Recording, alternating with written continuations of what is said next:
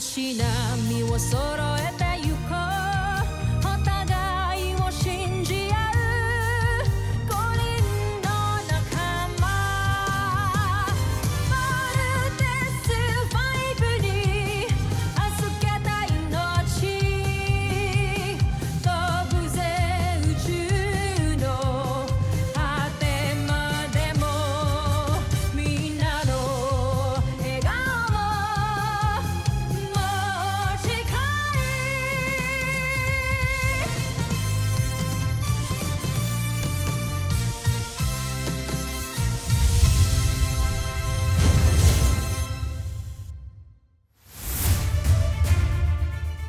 ang nakaraan sa Voltes 5 Legacy.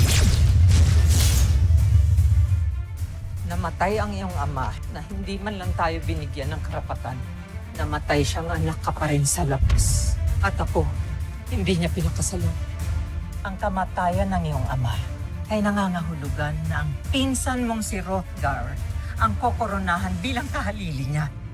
Bago mabasbasan si Hrothgar, ako at hindi siya ang takdang bagong emperador. Sa kapangyarihang pinagkaloob sa akin, pinagkakaloob ko to sa ating bagong emperador na si Hrothgar. Itigil ang koronasyon! Ang ministro na hinahangaan ninyong lahat ay nagmula sa lahi ng mga alipin!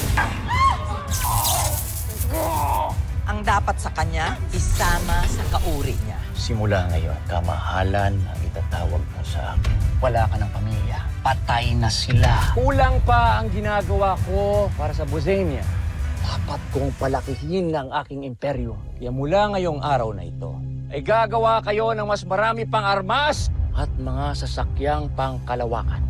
Hahanap ako ng mga bagong planeta na aking sasakupin at aangkinin mula sa planetang Brahmin, Tao Cetis hanggang sa Gliese at sa mundo ng mga tao na kung tawagin nila ay Terra Ertu.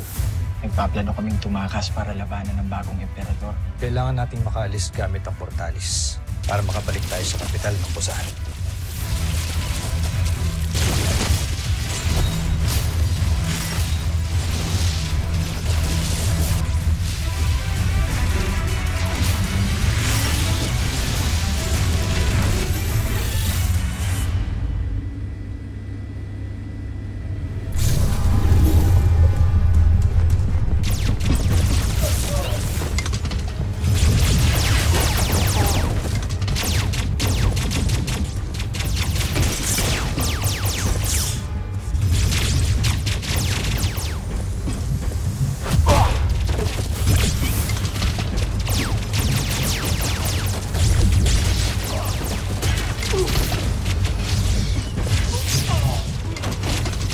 Protektahan ng pangalawang pangkat!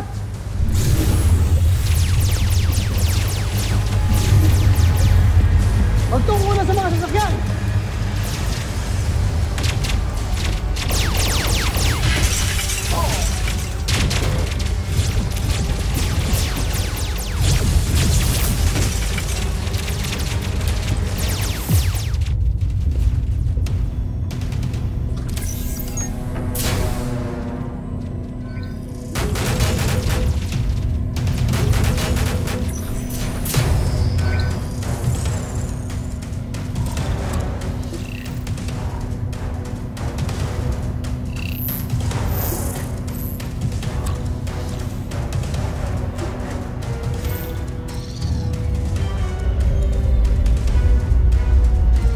Maganda sa paglayag.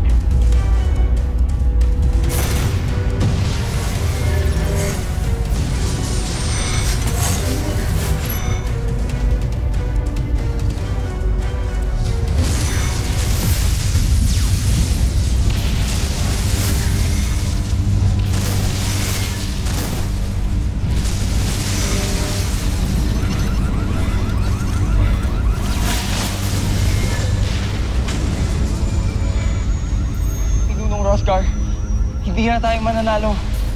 Kailangan mo na kaming iwan. Hindi, Magus. Magkasama tayong tatakas. Pakinig ka. Ikaw ang pag-asa ng himagsikang ito. Hindi ka pwedeng mamatay, kaya iwan mo na kami!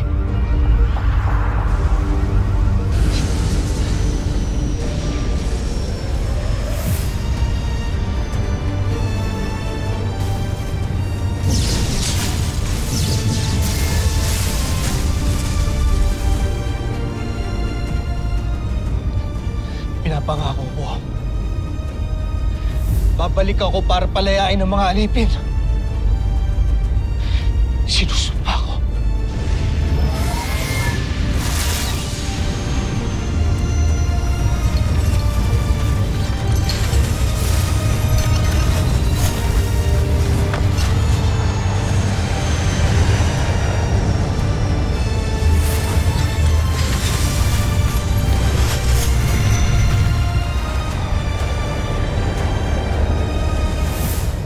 Ano ang balita, Baron Samter?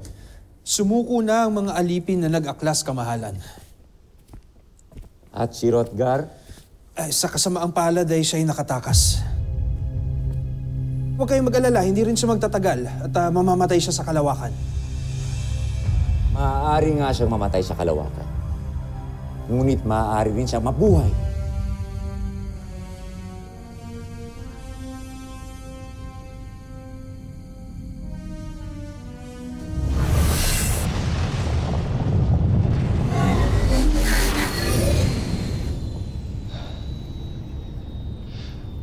Rosalia. Ina.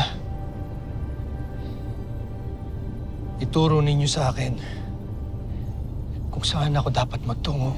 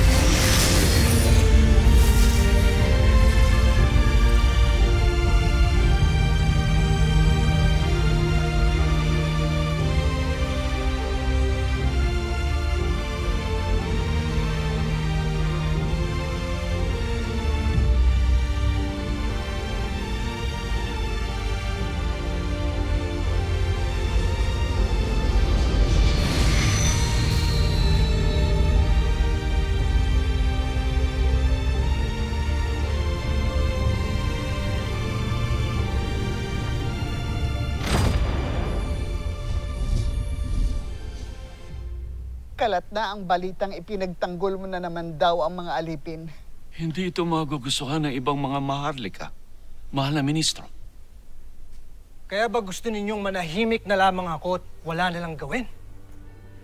Laban sa kalupitang matagal lang nangyayari sa Buzan? Anak, matagal na sanay ang mga alipin sa pagtrato sa kanila. Hindi mo na sila kailangang ipaglaban. At bakit hindi? Gayong katulad ko rin sila! Baka may makarinig sa'yo. Hindi ko na kailangan sabihin, Ina. Dahil ito ang katotohanan ko, hindi ba? Nawala akong sungay. Nagaling din ako sa lahi ng mga alipin, kagaya nila.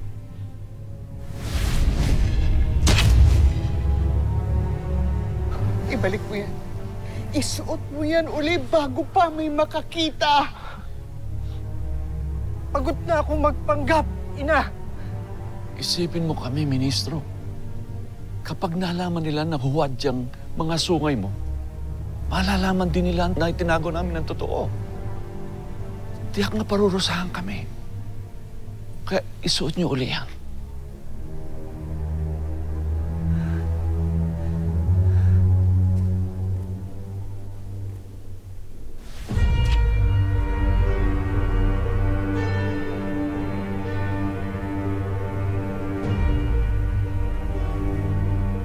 Rosalia.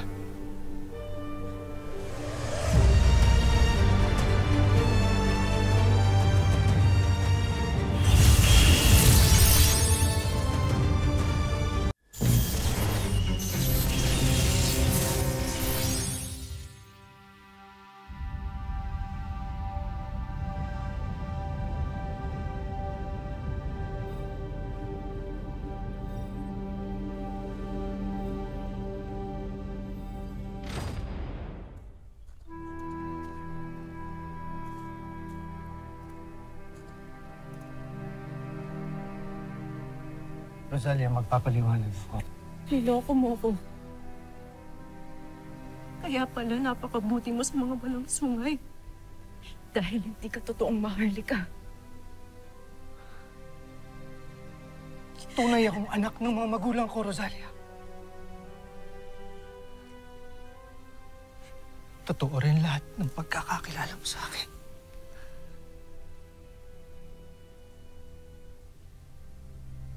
Maliban dito.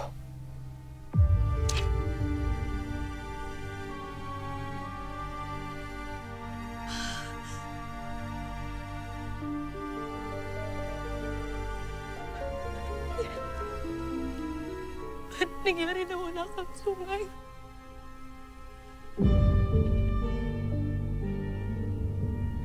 Kailan niyo pa tinago ang totoo? Mula nung isinilang ako.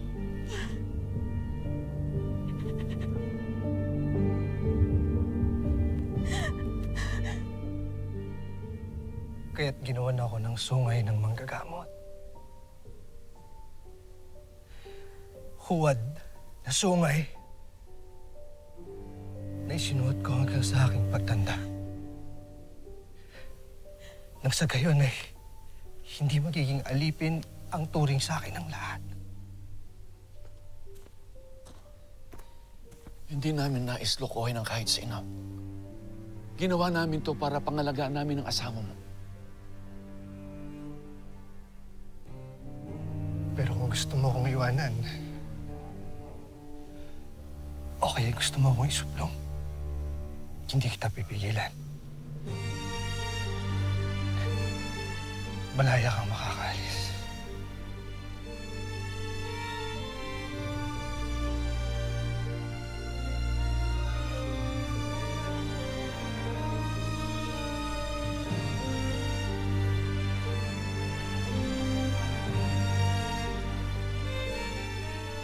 Kailanman ay hindi ko maaari ipagkanulob ang lalaki pinakamamahal ko.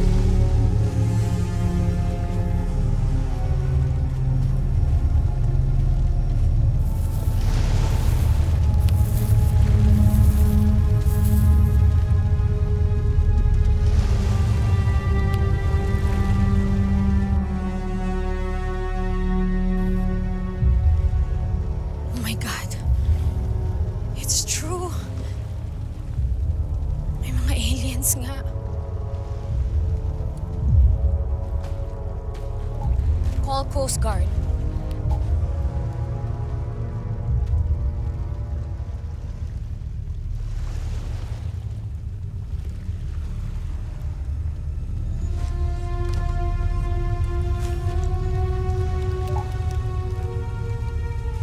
Hello, Coast Guard?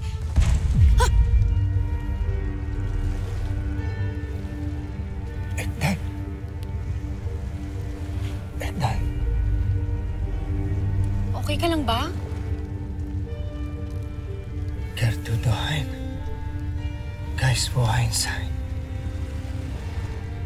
Eddan. Hindi kita naiintindihan. Anong sinasabi mo?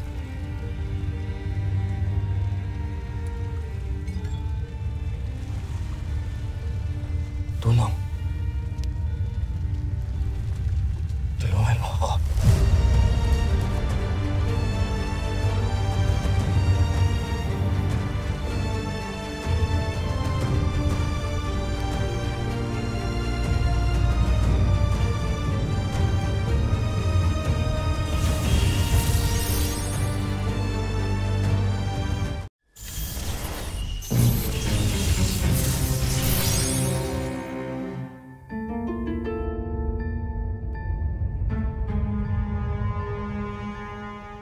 Nandyan ba sa planetang yan si Hrothgar?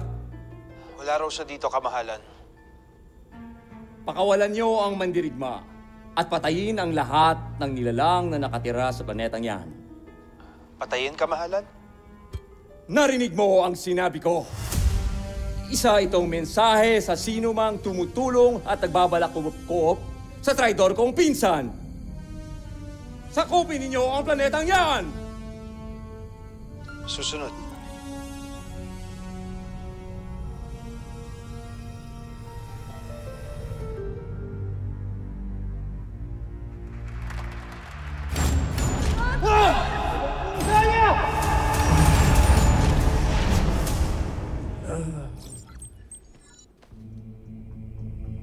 Bilano, pakitawag si Doktora. Nagising na yata yung alien. Okay ka lang, ikaw lang mag-isa dito. Okay lang, ako bahala dito.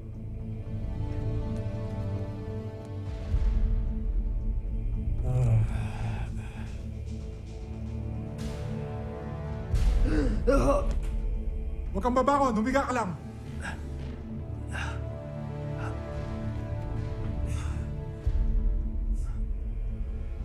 Sinabi na huwag kang babangon! Oh my God! Bakit mo siya binaril? Ibaba mo yan! Ibaba mo! Wag. Hindi ako lalaban. Nagtatagalog siya? Kinausap niya rin ako sa Tagalog nung makita ko siya. Nakakaintindi kami ng anumang wika. Lalo na't ang pinagalingan kong planeta ay may mataas na talino at sibilisasyon. Fascinating. Sergeant, sunduin niyo kagad si General. Sabihin niyo gising na ang bisita natin. Sige na! Ako na bahala dito. Sige, ma'am. Nasaktan ka ba?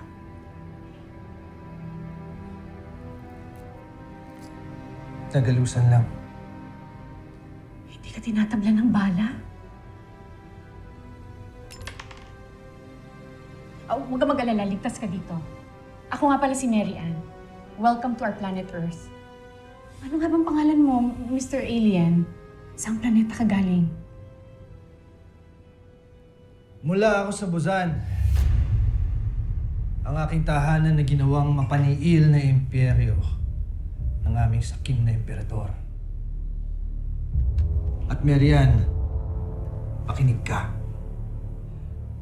Meron silang ambisyon na sakupin ang buong kalawakan. Kasama na rin ang planeta ninyo.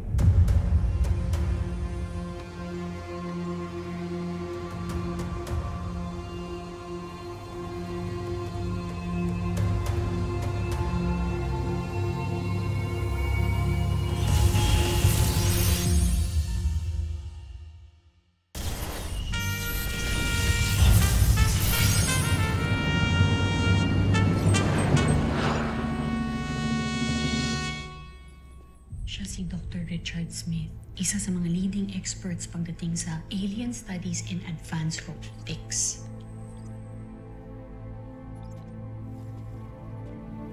Officer on deck. Richard. Oscar. Marianne. Colonel Oscar Robinson, the Deputy Commander of the new Defense Group. And, how do we call you? Rothgar. Rothgar. Mula sa Buzan. Sit down. So, what's the current status? Our asset here is really not of this world. The threat he speaks about could possibly be true. Kaya dapat walang makakalam na dito siya. At kailangan mo makakalam ang identity niya sa buong mundo. Rothgar? May gusto ka bang sabihin sa amin? Ngayong magkakakilala na tayo lahat, ay huwag na tayong mag-aksaya ng panahon. Dahil napansin ko na mahina ang inyong mga armas. Wala kayong laban sa Bosnia.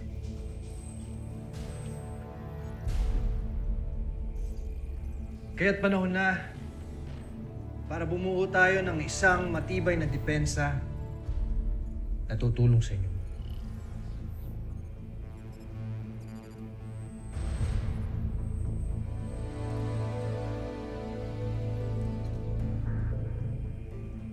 It is in the Earth's best interest to join forces to prepare for the impending invasion.